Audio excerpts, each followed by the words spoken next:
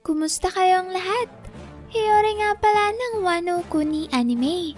Ito na famang mas tumitindi pang mga aksyon at pasabog sa paglalakbay ni na Luffy sa final saga ng One Piece. Sana pala'y ilike yung videong to at sana'y huwag nyong skip kahit yung maikling ads lang dahil sobrang laking tulong na nito sa akin at sa ating channel.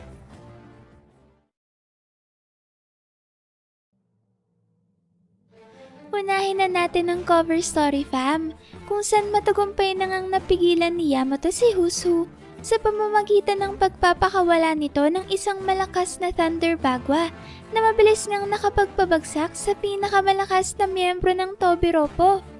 Dito fam, inutusan ni Yamato si Husu na ibalik na ang ninakaw nitong espada ni Yasui at pati na rin ang mga mamamayan ng Wano na pinadukot nito. Ngayong nakita na natin fam na wala pala talagang laban si Husu kay Yamato. Ano naman kaya ang mangyayari kung ang mga Yonko commanders ng kanyang ama na sina King, Queen o Jack ang kanyang makaharap sa isang laban? May hirapan rin kaya si Yamato na mapatumba ang mga ito kagaya ni Zoro at Sanji? O madali lang ba niyang mapapataob ang pinakamataas na opisyal ng Beast Pirates? Kayo fam, ano sa tingin nyo? Gaano nga kaya kalakas si Yamato? At kailan kaya siya makakasama ni na Luffy bilang official member ng Straw Hat Crew? Pagkatapos naman yan fam, may lumipat na tayo ngayon sa mga nakakagulat na eksena sa mismong chapter, kung saan kagad na nga nating maririnig ang malalakas na sigawan ng mga nagkakagulong batang giants. Dito ay hindi magkamayaw ang mga bata sa paghingi ng tulong dahil isang higanteng ahas ang bigla na lang lumitaw sa loob ng Walrus School. Makikita naman natin sa sumunod na panel na umiiyak na ang mga tumatakbong bata dahil nga sa labis na pagkatakot na sinasabing merong dambuhalang ahas na nagwawala ngayon sa kanilang eskwelahan. Nagsalita naman ang isa sa mga bata at sinabing maaring ang higanteng ahas na ito raw ay si Jormungandr, ang ahas na nakatakdang magdala ng katapusan sa mga mahihina, o the snake that brings an end to the weak. Pinagkamalian naman ito ng isang guro at inakalang katapusan ng linggo o araw ng Sabado ang tinutukoy ng batang giant. Kasabay naman yan fam, may makikita na rin natin ang dambuhalang ahas na ngayon ay malapit ng maabutan ng mga nagtatakbuhang estudyante. Hindi nga makapaniwalang isa sa mga guro nang makita nito na totoo pala ang ahas na kanina pang sinisigaw ng mga bata. Kaya naman kagad itong humarang sa harapan ng higanteng ahas at sinabihan ng mga estudyante na tumakbo upang makapagtago sa loob ng kanilang eskwelahan. Sa sumunod na panel naman fam, may makikita natin ang isa sa mga guro na mabilis na pinalam sa kanyang mga kasamahan na meron nga talagang emergency dahil kumpirmadong totoo na may isang napakalaking ahas na nagwawala ngayon sa Walrus School. Nagtaka naman ang isa pa sa mga guro at tinanong kung ano raw kaya ang ginagawa sa Sunrealm ng isang halimaw na nanggaling pa sa Underworld. Pagkatapos niyan ay kagad na ngang nagmadali ang mga guro upang rumesponde sa nagaganap na kaguluhan sa eskwelahan. At habang tumatakbo na nga papunta sa kinaroroonan ng dambuhalang ahas, ay sinabi ng math teacher na si Blade na sana raw ay mailikas nila kagad ang mga bata bago pa man may masaktan sa mga to. Sumagot naman ng Walrus School principal na si Kiba at sinabing kailangan nila itong may pagbigay alam sa mga village elders sa lalong madaling panahon. Sumagot naman ng language teacher at librarian na si Miss Ange at sinabing sa ngayon raw ay kailangan muna nilang unahin ang kaligtasan ng mga bata. Habang papunta naman ng mga guro ay bigla na lang nating maririnig ang isang batang giant na sumisigaw at humihingi ng saklolo dahil malapit na raw makain ng higanteng ahas ang kanyang kamag-aral na si Aegir. Makikita naman natin ang dambuhalang ahas na ngayon ay malaki na nga ang buka ng bibig at nasa akto na ng pagsakmal sa batang giant na si Aegir na ngayon ay nakalupagi sa lupa at walang magawa kundi ang umiyak habang hinihintay ang kanyang katapusan. Sa punto naman fam na makakain na ng higanteng ahas ang batang si Aegir, ay sakto ngang dumating si Principal Kiba at pinalis ang mga estudyante na malapit sa ahas. Makikita natin dito si Kiba na may tangan-tangan na isang malaking martilyo na ngayon ay pababa na sa ibabaw ng ulo ng dambuhalang ahas. Hindi nga nagtagal fam at mabilis na naihambalos ni Principal Kiba ang kanyang sandata na siya namang tumama sa gilid ng mukha ng higanteng ahas at nagdulot ng matinding pinsala dito. Mula naman sa ulo ng dambuhalang ahas ay nagtalsikan ng madaming dugo. Subalit hindi pa nga ulit nakakaporma ang ahas ay bigla namang dumating si Sol at mula nga sa isang sanga sa ibabaw ng ahas ay doon ito tumalon at naghanda ng kanyang kaliwang kamao. Habang ginagawa naman niya ni Solfa, may humingi siya ng tawad kay Principal Kiba dahil ngayon lang raw siya nakarating. Sandali namang pinatabi ni Sol ang principal upang bigyang daan ang kanyang papakawalang atake habang ang higanteng ahas naman ay nakangangalang na naghihintay sa ibaba. At sa isang ang maaksyong double page ay makikita na natin si Sol na ginamit ang kanyang technique na midterm X-Slam upang tuluyang pabagsakin ang dambuhalang ahas na si Jormungandr. Sa ataking yan fam ay gumamit ng armament haki si Sol upang palakasin ang kanyang kaliwang braso na siya namang pinansuntok niya sa higanteng ulo ng ahas. Sa lakas nga ng atake na yan ni Sol ay halos nayupi na ang ulo ni Jormungandr at pagkatapos na mapuruhan ay diretso itong nawalan ng malay. Sa sumunod na panel naman fam ay makikita natin ang mga batang giants na napanganganalang sa labis na pagkamangha dahil hindi sila makapaniwala sa nakakabilib na husay sa pakikipaglaban at pambihirang lakas na pinamalas ng kanilang principal na si Kiba at history teacher na si Sol. Sa puntong ito na biglang naghiyawan ng mga batang giants na ngayon ay nagdiriwang dahil ligtas na sila mula sa halimaw na ahas na si Jormungandr. Kasabay naman ng pagsasaya ng mga estudyante ay ang opisyal na pagpapakilala sa principal ng Walrus School na si Kiba. Malalaman natin sa introduction na to fam na dati palang Giant Warrior Pirates Crew itong si Principal Kiba, kaya naman may experience din ito sa pakikipaglaban. Dito ay bigla namang napaaray ko po si Principal Kiba na dinaing ang kanyang masakit na likod at pagkatapos nito ay nagpasalamat rin naman siya kay Sol dahil sa pagtulong nito upang tuluyang mapabagsak ang halimaw na ahas. Sumagot naman si Sol at sinabing wala lang raw yun, subalit ang pinagtataka niya ay saan naman raw kaya nanggaling ang halimaw na yon.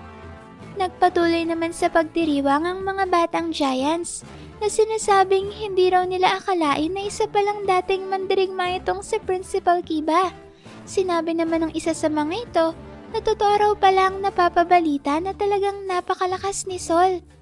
Sumagot naman ang kapwa estudyante nito at sinabing hindi raw ba si Sol ay isang dating sundalo ng Marines na merong mataas na ranggo? At dahil nga dyan fam ay mas lalo pang namangha ang ibang mga batang giants nang malaman nila ang tungkol sa pagiging dating Marine ni Sol at mataas na ranggo nito. Pagkatapos niyan fam ay napatanong naman si Robin kay Sol kung normal lang raw ba talaga na magkaroon ng ganong klaseng halimaw sa Sunworld. Sumagot naman si Sol at sinabing tanging mga normal na hayop lang raw dapat ang makikita nila sa Sunrealm, kaya hindi raw ito isang normal na bagay. Nagulat naman si Chopper nang makita nito kung gaano talaga kalaki ang higanteng ahas. Sa sumunod na panel ay humingi naman ng paumanhin si Sol sa mga batang giants at sinabing hindi niya raw sinasadyang magulantang ang mga ito. Masaya namang nagpasalamat ang mga estudyante kay Sol at sinabing okay lang yon dahil hindi naman raw sila nasindak sa nangyari. Sa puntong ito ay may bigla naman ulit sumigaw sa loob ng Walrus School na binabanggit ang pangalan ng guro na si Mr. Wolf. Nagulat naman si Chopper kaya napatanong ito kung ano naman raw kaya ang nangyayari ngayon sa eskwelahan. Dito fam ay nagmamadali na ngang pinuntahan ni Sol ang pinanggalingan ng sumisigaw na tinig at kagad ngang tumambad sa kanila ang nakahandusay at sugat ang katawan ng isang guro. Ipinakilala naman sa chapter na to ang guro bilang physical education's teacher na si Mr. Wolf. Dito fam ay kagad na kinumusta ni Sol ang kalagayan ng kanyang kapwa guro at tinanong ito kung ano raw bang nangyari sa kanya. Sumagot naman si Wolf at sinabing wag na raw siyang alalahanin pa ni Sol dahil mas kailangan nilang unahin ang kapakanan ng mga estudyante. Pagkasabi nito ni Wolf ay may sumigaw naman ulit na isang batang giant na sinasabing bigla na lang raw naglakad papalayo ang kapwa niya estudyante na si Ilva kasamang iba pa nilang mga kamag-aral. Sa gitna naman ng panibagong kabahabahalang pangyayari na yan, ay biglang nilapitan ng batang si Ager si Robin at tinanong kung kasamahan raw ba niya si Luffy. Sumagot naman si Robin at sinabing kaibigan nga siya ni Luffy. Subalit pagkatapos ngang malaman ni Ager na kasama ni Luffy si Robin, ay bigla na lang itong napaatras ng dahan-dahan. Napatanong tuloy sa kanya si Robin kung meron raw bang nagawa si Luffy sa kanya at bakit tila mabigla na lang siyang nilayuan nito. Marahil may na-trauma itong si Ager dahil kung maaalala natin ay sa kanya nakisabay si Luffy nung sumakay sila ni Usopp sa dambuhalang duyan kung saan mamatay-matay na ngang dalawang batang giants dahil sa lakas ng pagduyan ni Straw Hat. Pagkatapos naman yan may muling napatakbo si Sol upang hanapin ang mga nawawalang estudyante at bago pa man nga tuluyang makalayo si Sol ay sinabihan siya ni Wolf na kahit anong mangyari ay wag na wag niya nga hawakan ng mga batang giants. Dahil dyan may napaisip tuloy si Sol kung bakit kaya ito nasabi ng kanyang kapwa guro na si Wolf. Pagkatapos niyan may tinanong naman ni Sol ang mga estudyante kung saan nila nakitang nagpunta si Ilva at ang iba pa nilang mga kamag-aral. Sumagot naman ang mga ito at sinabing sa may dalampasigan raw ng Warrior Spring sila dumiretso. Tinanong naman ng mga bata si Sol kung ano raw bang nangyari sa kanilang mga kapwa estudyante at bakit bigla na lang raw silang nakatulog at tila ba hindi na makausap. Nagtaka naman si Robin kaya tinanong nito ang mga bata kung paano nangyari na nakatulog ang kanilang mga kamag-aral gayong sinabi nila na naglalakad ang mga ito. Pahiyaw namang sumagot ang mga estudyante at sinabing totoo nga raw na naglalakad ang kanilang mga kamag-aral. Yun nga lang ay naglalakad sila habang natutulog at hindi sumasagot kapag sinusubukan nila silang kausapin. Dito na nga natin makukumpirma na totoo nga ang sinasabi ng mga batang giants. Dahil ngayon ay makikita na natin na nagsisleepwalking ang kanilang mga kamag-aral. Sinigawan naman ni Principal Kiba ang mga nagsisleepwalk na estudyante. Subalit kahit anong sigaw nito ay tuloy pa rin sila sa paglalakad. Dahil dito ay kagad na nabahala si Principal Kiba. Kaya naman nagdesisyon ito na patunugin ang kanilang alarma upang mabigyan ng babala ang buong kaharian ng Elbaf. Nagtaka naman si Sol sa tila ba padalos-dalos na desisyon ni Principal Kiba, kaya tinanong niya ito kung bakit kailangan pa nilang bulabugin ang buong Elbaf, gayong sa Walrus ko lang naman nagaganap ang insidenteng to. Pagkatanong naman nito ni Sol ay kagad siyang pinalingon ni Principal Kiba sa kagubatan malapit sa eskwelahan at sinabing hindi raw isang pangkaraniwang bagay lamang ang nararanasan nila ngayon. At matapos nga itong masabi ng principal, ay kagad na pinatunog ang kanilang alarma nang sa gayon ay maalertong buong Elbaf at may ipakalat sa buong kaharian ang napakalaking krisis na kailangan nilang harapin ngayon. Sa sumunod na panel ay kagad ngang pinagpawisan sina Sol at Robin, habang si Chopper naman ay napasigaw na lang dahil sa sobrang pagkasindak sa kung anumang nakakapangilabot na bagay na kanilang nasasaksihan ngayon. Dito na nga natin makikita na meron na palang mga dambuhalang halimaw na bigla na lang naglabasan ngayon sa kagubatan sa tabi ng Walrus School. Hindi naman makapaniwala ang mga guro at ngayon ay tinatanong ng mga ito kung saan raw kaya nanggaling ang mga higanteng halimaw.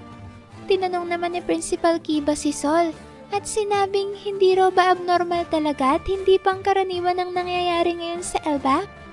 Habang gulat na gulat pa rin nga ang mga guro sa makapanindig balahibong eksenang yan ay bigla naman nating maririnig ang isa na namang sigaw na tinatawag ang atensyon ni Principal Kiba. Dito na nga pinagbigay alam sa principal ang isa na namang kakaibang pangyayari sa Walrus School kung saan isa-isang nawalan ng malay ang mga natitirang estudyante sa eskwelahan. Makikita natin dito na bigla na lang nagbagsakan sa lupa ang mga batang giants. At katulad nga ng naunang grupo ni na Ilva kanina, ay hindi na rin nila makausap ang mga batang to. Dito nga ay sinusubukan ng mga guro na gisingin ng mga bata. Subalit kahit anong sigaw nila sa mga estudyante, ay hindi talaga nagigising ang mga ito. Hindi naman makapaniwala si Robin sa sunod-sunod na kakadwang pangyayari na to sa Elbaf, habang si Chopper naman ay napaluwa na lang ang mga mata dahil sa sobrang pagkagulat. Dito ay sinabihan ni Chopper si Sol na ilapit siya nito sa mga bata, nang sa gayon ay matingnan niya ang kalagayan ng mga ito. Kaagad namang sumunod si Sol at nakiusap kay Chopper na pagalingin ang mga bata dahil kahit siya mismo ay hindi na makapag-isip ng maayos dahil sa labis-labis na magkataranta. Sa gitna naman fam ng matinding kaguluhan na yan ay merong nagmungkahe na ang kailangan nilang unahin ay ang pagpigil sa mga batang giants na naglalakad ng tulog upang mailipat sila sa isang ligtas na lugar. Pagkatapos naman nga ng hindi inaasahang malaking krisis na yan sa Walrus School, ay lumipat na ang chapter sa Underworld, kung saan huli nga nating nakita na nakatayo si Prince Loki sa harapan ng grupo ni na Luffy. Dito fam ay tinatanong mga Cursed Prince si na Luffy kung iniisip raw ba ng mga ito na magagawa ng isang poses na gawa sa Kairoseki na pigilan ang totoong potensyal ng kanyang lakas. Sinabi ni Prince Loki na isa raw itong malaking katangahan dahil kung gusto raw talaga ng grupo ni na Luffy na iligtas ang Elbaf mula sa kanya, ay kakailanganin nilang kalaga ng huling posas dahil kung hindi ay makikita nila kung totoo nga bang wala siyang magagawa sa kasalukuyan niyang estado ngayon. Habang sinasabi naman niya ng Cursed Prince fam, may makikita natin ng isang napakaangas na tagpo kung saan kasalukuyan nang kaharap ni Prince Loki ang pinakamalakas na miyembro ng Straw Hat Crew na may pinagsamang bounty na hindi bababa sa 5 billion belly. Walang iba kundi ang Monster Trio na sina Luffy, Zoro at Sanji. Katabi naman ng Monster Trio ang leader ng isa sa mga malalakas na pirate crew na nanumpa sa ilalim ng pamumuno ni Luffy, ang kapitan ng 6th ship ng Straw Hat Grand Fleet na si Hyrodin. Habang nakatayo nga si Prince Loki fam, may makikita natin ito na hawak-hawak sa magkabilang kamay ang dambuhalang maso na Ragnir. Tila sinaway naman ni Luffy ang Accursed Prince dahil sa ginawa nitong pagbabanta sa kanila. Ikinainis rin naman ni Sanji ang pagiging arogante ni Prince Loki, kaya tinanong niya ito kung ano raw ba ang problema nito. Kapansin-pansin naman dito fam na kahit wala pa man ngang ginagawa ng Accursed Prince, ay nagsisimula ng pagpawisan sina Luffy at Sanji. Muli namang nagsalita si Prince Loki at sinabing bilis-bilisan na raw kumilos ni na Luffy dahil kung susunod-sunurin raw niya ang kanyang pag-atake ay siguradong may tatamaan siya at sa oras nga na meron siyang tamaan ay doon natiyak na sisiklab ang sunog at mag-uumpisang kumalat ang apoy at alam naman raw siguro nila kung ano ang tanging kahinaan ng Elbaf, hindi ba? Sa pagkakataong ito na nga fam sinimulang iangat ng Accursed Prince ang kanyang dambuhalang sandata na Ragnir at habang inihahanda na niyang pagwasiwas dito ay sinabi niya na kayang-kaya raw niyang tapusin ang grupo ni na Luffy. Pagkasabi nito ng Accursed Prince ay sinubukan naman siyang pigilan ni Hyrodin. Kapansin-pansin naman na habang naghahanda na sa pag-atake ang Accursed Prince, ay bigla nilang naglabasan ng daloy ng kuryente sa paligid ng higanteng maso.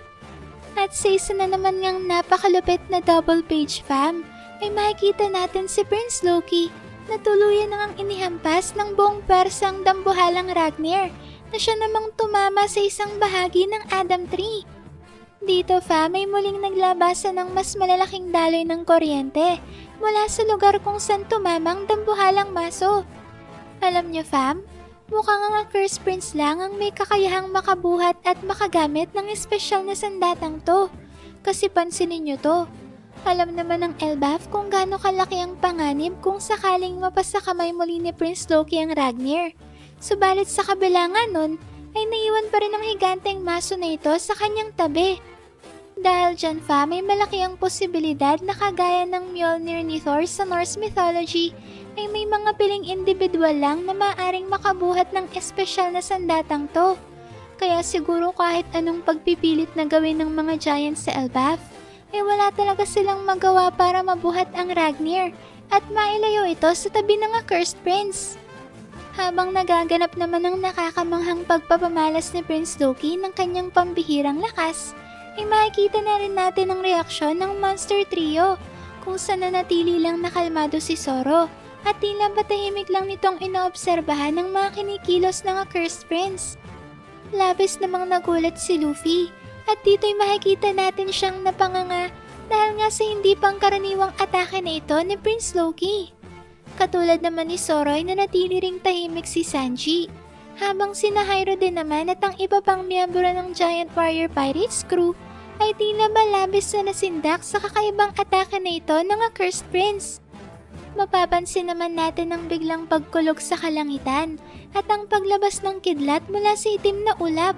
At sa isa pang ang nakakamanghang eksena, fam, ay makikita na natin ang tuluyang pagbagsak ng kidlat mula sa itaas ng Elbaf pababa hanggang sa pinakailalim na bahagi nito na underworld.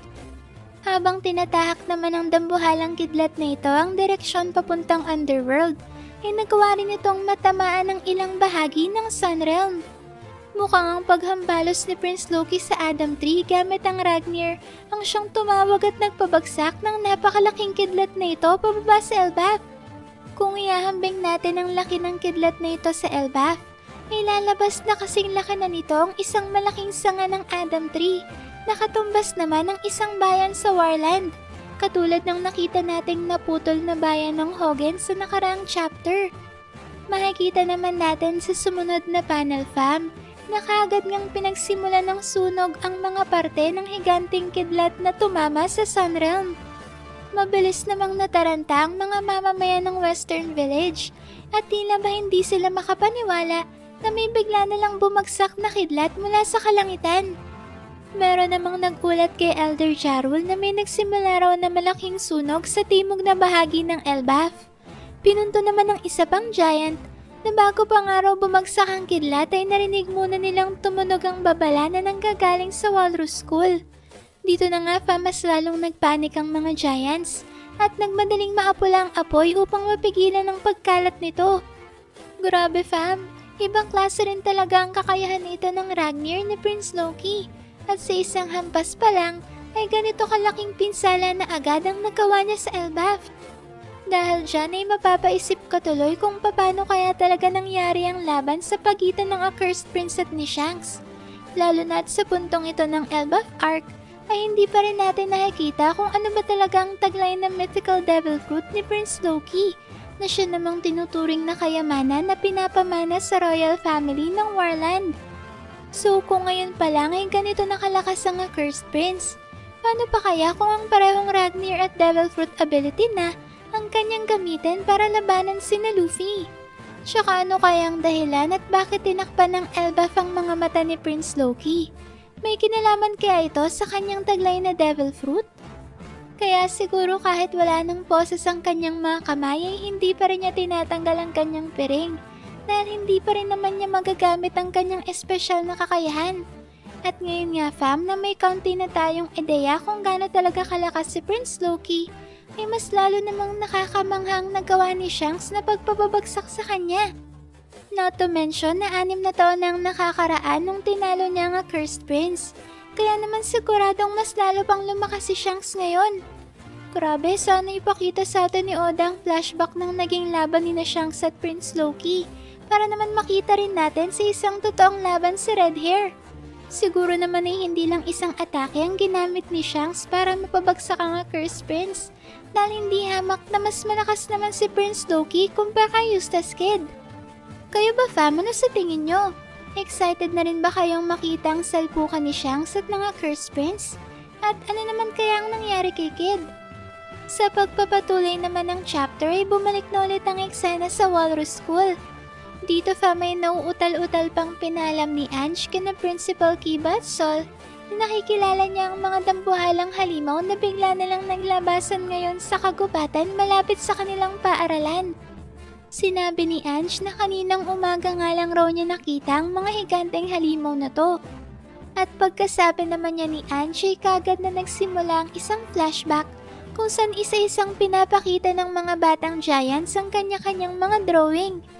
Una ay pinakita ang larawan ni Prince Loki na merong dambuhalang maso. Sinabi nito na ang Accursed Prince raw ang siyang magwawakas sa mundo. Tumutol naman ang isa pang bata at sinabing hindi raw si Prince Loki kundi si Nika ang siyang wawasak sa lahat. Habang sinasabi to ng ikalawang bata, ay sabay naman niyang pinakita ang ginuhit niyang kulay itim na Nika. Nagtalo naman ang dalawang bata kung sino kina Nika at Cursed Prince ang mas nakakatakot. Nagsalita naman ng ikatlong bata at sinabing mali raw ang dalawa dahil ang higanteng lobo raw na si Fenrir ang pinaka nakakatakot sa lahat. Teka, hindi kaya ito isang kumpirmasyon na Ino Ino no Mi model Fenrir na nga ang mythical Soa na taglay na devil fruit ni Prince Loki? Ano sa tingin niyo, fam? Sa sumunod na panel naman ay sinabi ng isa pang bata na multo raw ang pinaka nakakatakot sa lahat. Tumutol naman ang isa at sinabing si Draugr daw na undead ang mas nakakatakot. Sinabi naman ng isa na Bagyo raw ang mas nakakatakot. Humirit rin naman ng isa pa at sinabing mas nakakatakot raw ang lightning dragon na si Nidover. Tumutol naman ng isa at sinabing si Jormungandr na higanteng ahas ang pinaka nakakatakot. Nakakatawa naman ang naging banat ng isa pang bata dahil sinabi nitong ang kanyang nanay raw ang nakakatakot sa lahat. Pagkatapos niyan, ay ang estudyante naman na si Ilvang nagsalita at sinabi sa kanilang guro na kung patuloy raw nilang may isip ang mga nakakatakot na bagay na to, ay babangungutin na raw sila sa pagtulog nila mamayang gabi. Humingi naman ng tawad si Ange at sinabing masaya siya na makita ang iba't ibang mga personalidad ng mga bata at ngayon ay nalaman niya na malikain pala ang kanyang mga estudyante. Dagdag pa niya ay malakas raw pala talaga ang imahinasyon ng mga bata. Sa dulo naman ng panel ay natapos na ang maikling flashback na nagpapakita sa nangyari sa klase ni Ange kaninang umaga. Dito may sinabi ni Ange kina Principal Kiba at Sol na ang mga dambuhalang halimaw na bigla na lang nagsulputan ngayon sa kagubatan ay bawang mga produkto ng imahinasyon ng mga bata na nagre-representa ng pinaka nakakatakot na bagay para sa kanila. Hindi naman makapaniwala ang dalawa at sinabing imposible raw na bigla-bigla na lang magkatotoo ang imahinasyon ng mga bata. At sa isa na naman ngang makapanindig balahibong double page fam, ay dito na natin masasaksihan ang mga ginuhit ng mga bata kanina na kanilang mga pinakakinatatakutang bagay. Makikita natin dito ang lightning dragon na si Nidhogger, ang Cursed Prince na si Loki, ang dambuhalang lobo na si Fenrir, isang bagyo o lightning cloud, ang higante at masamang bersyon ni Nika, isang multo, at ang nanay ng nakakatawang batang giant na kamukha naman ni Big Mom. Sinabi ni Ange nang nasasaksihan raw nila ngayon ay isang representasyon ng mundo na pinakakinatatakutang mangyari ng mga batang giants. Hindi ba't kanina lang may nakita natin kung gaano talaga kalaki si Prince Loki? Subalit ngayon ay tila bahigit na mas malaki sa kanya ang mga dambuhalang halimaw na kaharap ngayon ni na Principal Kiba, Sol at Ange. Sa sumunod na panel naman may makikita na natin ang grupo ng Holy Knights na sina Ganko, Saint Summers at Saint Killingham na pinapanood mula sa malayo ang mga kaganapan ngayon sa Walrus School. Sinabi dito ni Saint Killingham na handa na raw ang lahat ng preparasyon. Pinuri naman siya ni Saint Summers at sinabing magaling raw ang kanyang ginawa. Sumagot naman si Saint Killingham at sinabing ang time limit raw ng kanilang plano ay matatapos sa oras na makarating ng mga bata sa barkong nag-aabang sa kanila sa baybayin ng Warrior Spring. Napatanong naman si Saint Killingham kung sa tingin raw ba ng ganyang mga kasama ay madadala talaga nila ang mga batang giants na ito pabalik sa Marishwa. Siguro yung barko na tinutukoy dito ni Saint Killingham ay katulad ng dambuhalang ibon na ginawa ni Ganko gamit ang kanyang araw-araw Nomi ability. Sa dulo naman ng chapter ay natawa lang si Saint Summers sa huling tanong ni Saint Killingham at sinabing malalaman mo lang ang totoong kahulugan ng pagmamahal sa oras na buksan mo ang iyong sarili at hayaan mong masaktan ka ng dahil sa pag-ibig. Pagkasabi naman ito ni Saint Summers ay tinanong niya si Ganko kung meron raw ba itong kinatatakutan. Naging maikli naman ang pagsagot dito ni Ganko at binanggit lang niya ang pangalan ni Nika. Ayan malapit na talagang magsimula ang matinding bakbakan sa Elbaf Arc. Sino kaya ang makakaharap ng Holy Knights ngayong abalang monster trio sa pakikipagtaos nila kay Prince Loki? posible kaya fam na pansamantala munang kumampi ang Cursed Prince kina Luffy upang tulungan silang mapabagsak ang Holy Knights? May iba pa kayang malalakas na grupo na dumating ngayon sa Elbap? Maraming salamat fam sa solid at walang sawa niyong pagsuporta sa ating channel. Sana'y palagi kayong ligtas at nasa mabuting kalagayan. Mag-ingat kayo palagi. See you on our next video and stay good fam!